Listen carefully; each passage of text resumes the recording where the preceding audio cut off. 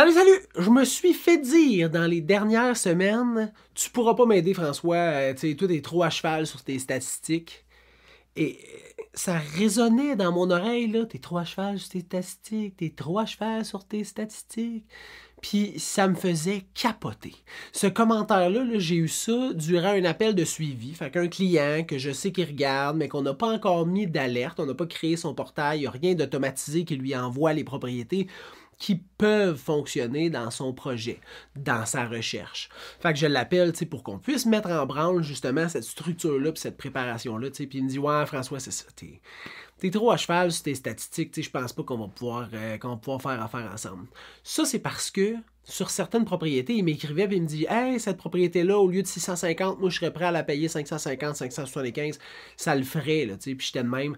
Ben, ça marchera pas. Puis pourquoi ça marchera pas? Ben, parce que la propriété, ça fait 3 jours qu'elle est sur le marché. Fait que je pense pas qu'elle va être négociée de 100 000. T'sais, je regarde les statistiques dans le secteur, puis les propriétés sont pas mal toutes à environ à 5 000 ou 15 000 de plus que le prix affiché présentement. T'sais. Et de là vient le commentaire que je suis trop à cheval sur mes statistiques. My God! On va unpack un peu là, ça qui est, je sais pas comment appeler ça, là, on va dire un jugement mal fondé. Premièrement, là, mes conseils ne peuvent pas être basés sur autre chose que, mettons, 80% de statistiques puis 20% de mon feeling, parce que le marché, il bouge, il descend, il monte, fait que là, 20% de prédiction, de spéculation sur il va aller où le marché, si tu es en augmentation, si tu es en ralentissement. Puis le reste, c'est 80% de statistiques parce que je ne peux pas me baser juste sur un feeling pour conseiller mes clients.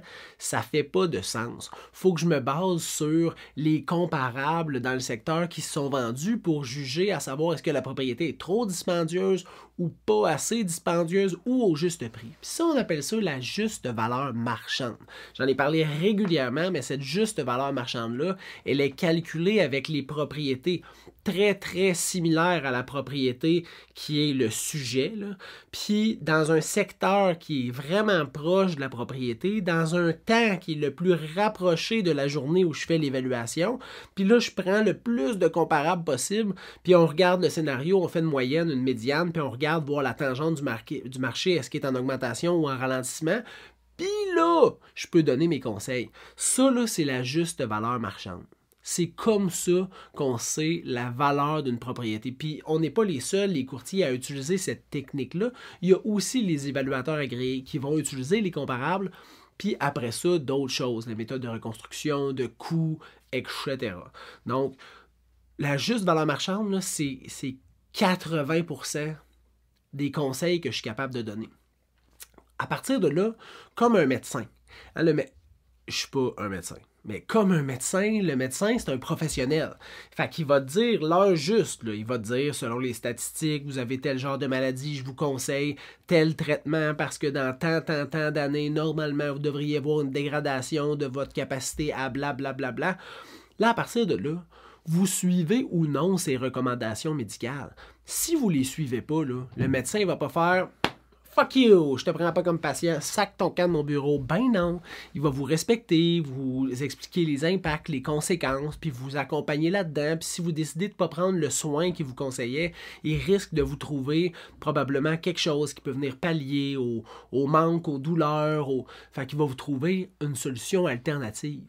Ben le courtier, c'est la même affaire. Fait qu'une fois que toi, tu décides que ces conseils, ça vaut pas de la merde, ou que tu veux pas les suivre, ou que tu crois pas que ça s'applique vraiment à ta propriété, à ce moment-là, on te suit. T'sais, une fois que toi, tu as pris ta décision, il n'y a pas de jugement. Je vais faire parfait. C'est ta décision. Là, à partir de là, c'est mon travail de dire aux autres pourquoi c'est cette décision-là qu'on a prise. Puis de backer tes intérêts. C'est ça ma job à partir de là.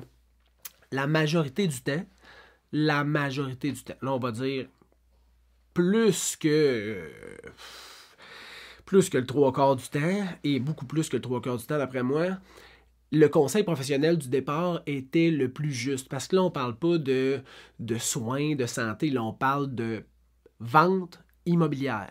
Fait que pour vendre une propriété, là, je sais à peu près à combien ça va sortir. Toutefois, Ça m'est arrivé que parce que un timing particulier qui n'est pas calculable, ces produits, on a réussi à vendre un peu au-dessus du prix que j'avais dit qui était la fourchette. Puis ça, c'est vraiment cool quand ça se passe. Tu sais, le client, il est content, puis il dit « Ah, je te l'avais dit, François, on a bien fait de mettre ce prix-là. » Puis là, oui, vous avez raison.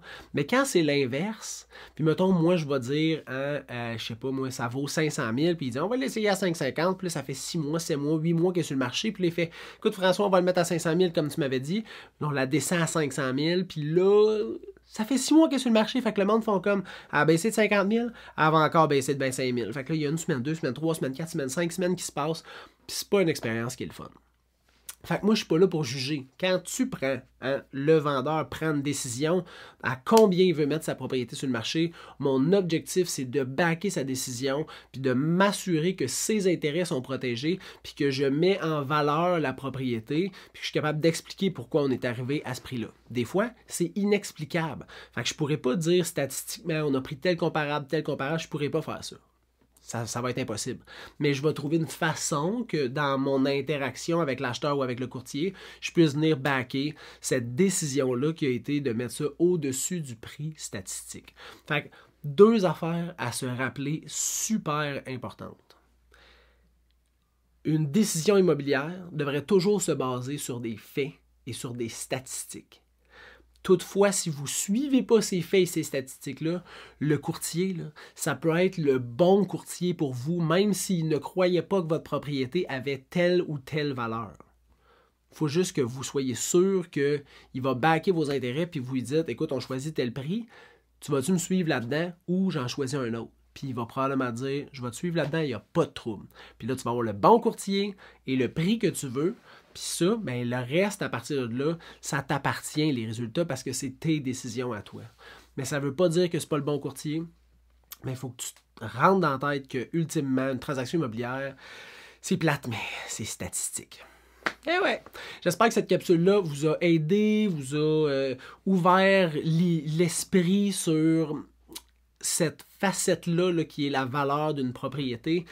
Mais surtout, quand vous trouvez la bonne personne, débarrassez-vous pas de ce professionnel-là juste parce qu'il n'a pas la même opinion que vous. Travaillez ensemble puis assurez-vous de tirer meilleure partie de ces 2 idéaux-là. Ah, c'est-tu pas bien dit? Bonne fin de journée!